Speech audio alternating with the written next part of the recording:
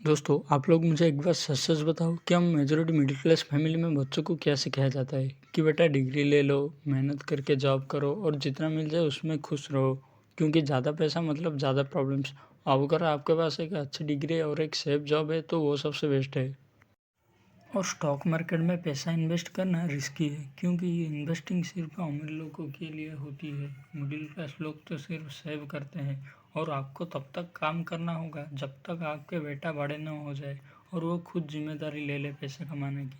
तभी आप आराम से ज़िंदगी जी पाओगे। और दोस्तों, बहुत सी फैमिली में तो स्टॉक मार्केट और इन्वेस्टिंग को लेकर कभी बात ही नहीं होती है। हम सिर्फ देखते हैं कि कैसे हमारे डैडी ने बूढ़े होने तक काम किया और घर को चलाया, क्योंकि ज़्यादा काम करना एक गर्व वाली बात होती है कि देखो आपके डैड के इतने उम्र होने के बाद भी वो ऑफिस जाते थे, बीमार होके भी जाते थे, बारिश के मौसम में भी, क्योंकि अगर ऑफिस नहीं जाएंगे तो सैलरी कैसे मिलेगी और घर कैसे चलेगा। कभी आपने भी सोचा होगा काश हमारे पास भी इतने सारे पैसा आ जाए कि हम रिलैक्स होकर अपनी पूरी लाइफ टाइम उसे स्पेंड करें और हमें कभी पैसों की चिंता ना करने पड़े, या फिर एक रेगुलर इनकम हमारे बैंक अकाउंट में ऑटोमेटिकली डिपॉजिट हो जाए। दोस्तों, जितनी अच्छी बात ये सुनने में लगती है, मेजॉरिटी लोगों को ये नामुमकिन नहीं लगता है। कुछ लोग के दिमाग में तो ये आएगा ही नहीं कि ऐसा कैसे हो सकता है, बिना काम किए हम सैलरी कैसे अर्न कर सकते हैं। लेकिन दोस्तों, सच ये है कि फाइनेंशियल फ्रीडम का ड्रीम हमारे लिए इजीली पॉसिबल है, क्योंकि दुनिया में दो टाइप के लोग हैं। एक है वो जो जॉब्स देते हैं यानी बिजनेसमैन और इन्वेस्टर, और दूसरे है वो जो जॉब्स करते हैं यानी एम्प्लॉयज और लेबर्स। तो जब आप दूसरी कैटेगरी में आते हो, आपको ज़्यादा इनकम तभी मिलेगी जब आप हार्ड वर्क करते हो। लेकिन जब आप पहले कैटेगरी में आते हो, तब आपको ज़्यादा इनकम तभी मिलेगी जब आपके एम्प्लॉयज़ ज़्यादा काम करते हैं। और आपको इन्वेस्टिंग से जो ईयरली प्रॉफिट मिलेगा उसको हम डिविडेंड्स कहेंगे। इसके लिए आपको कुछ करने की ज़रूरत नहीं, क्योंकि आप उस कंपनी के एक पैसिव इन्वेस्टर हो। अब दोस्तों, बहुत लोगों तो बिजनेस कर नहीं पाएंगे और सबके पास लाखों रुपए की सेविंग नहीं होती है। इसलिए शेयर मार्केट यूजफुल होता है। इसमें हम हज़ारों सक्सेसफुल कंपनी में से किसी अच्छी कंपनी को पिक करके इसमें इन्वेस्ट कर सकते हैं। और इस मार्केट का सबसे बड़ा रोल यह है कि जब आप कभी शेयर को बाई करते हो तो एक्चुअली में आप किसी स्टॉक या शेयर को बाय नहीं करते हो, बल्कि आप उस स्टॉक के ज़रिए उस कंपनी में इन्वेस्ट करते हो और इस बिजनेस के एक पार्टनर जैसे बन जाते हो। और आपको रेगुलर इनकम मिलेगा डिविडेंड के ज़रिए। बस प्रॉब्लम ये है कि जब छोटा सा डिविडेंड मिलता है, लोग ये सोचते हैं कि इतने डिविडेंड से क्या होगा, लेकिन वो ये नहीं देखते कि इन्वेस्टिंग भी उन्होंने एक छोटा सा अमाउंट किया है। और एक कि ये एडवांटेज है कि आप 500,000 से भी इन्वेस्टिंग शुरू कर सकते हो, वो भी काफ़ी कम एज से। आपको इसके लिए कहीं जाने की ज़रूरत नहीं है। ये सारा इन्वेस्टिंग का गेम और बिजनेस का काम आप घर बैठे बैठे आसानी से कर सकते हो।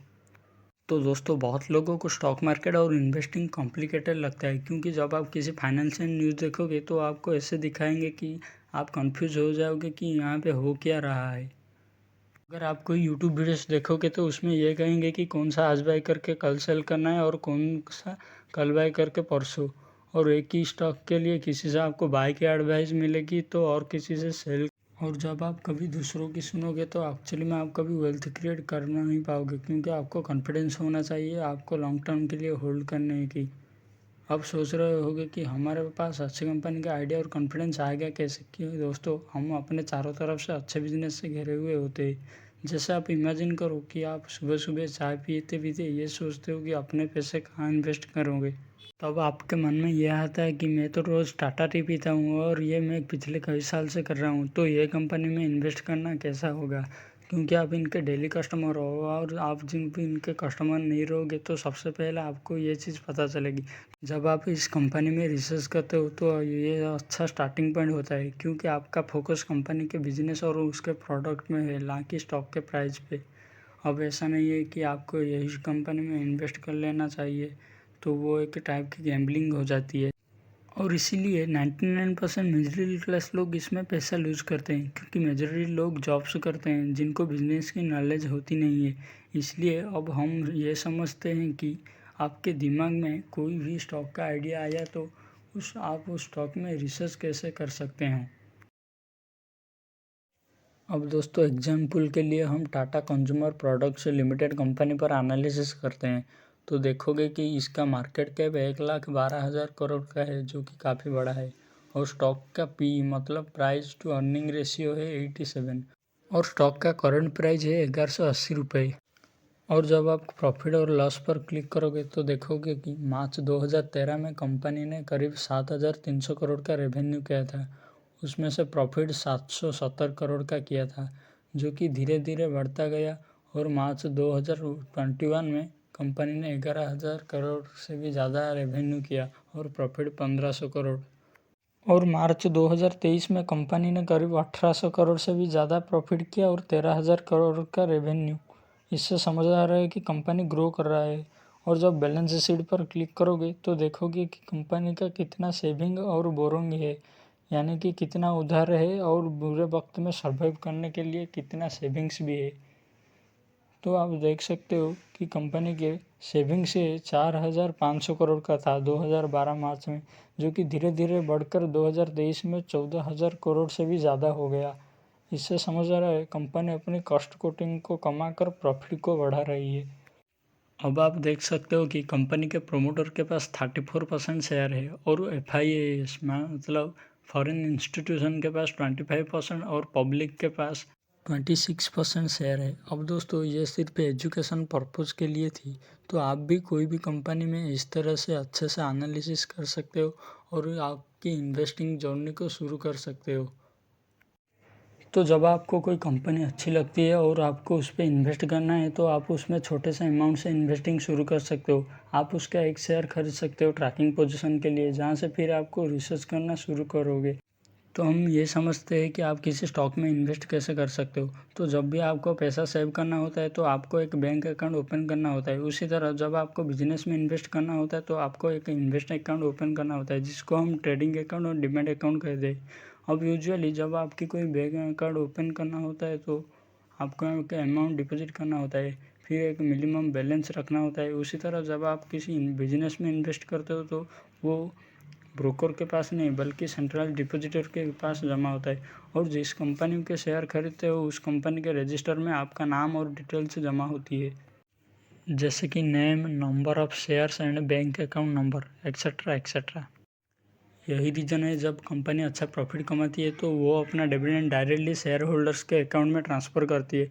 इसमें कोई भी ब्रोकरेज बॉन्ड नहीं होती है। एक्चुअली में आप थोड़ा गौर करोगे कि स्टॉक्स बैंक और कैश से थोड़ा सेफ दिख रहा है, क्योंकि अगर कोई बैंक बंद हो जाए तो आपकी FD और सेविंग्स खतरे में हो सकती है और कैश आपसे कोई चोरी भी कर सकता है। लेकिन अगर आप एक बार किसी अच्छी कंपनी में इन्वेस्ट कर दिया तो और आपका ब्रोकर बंद हो जाता है तो टेंशन लेने की कोई बात नहीं है, क्योंकि आपका शेयर्स का रिकॉर्ड कंपनी के पास भी होता है, CDSL के पास भी होता है। बस प्रॉब्लम यह है कि लोग गलत कंपनी के शेयर्स खरीद लेते हैं, जल्दी अमीर बनने के लालच में किसी हॉट स्टॉक में इन्वेस्ट कर लेते हैं, जिसका उनका लॉस हो जाता है।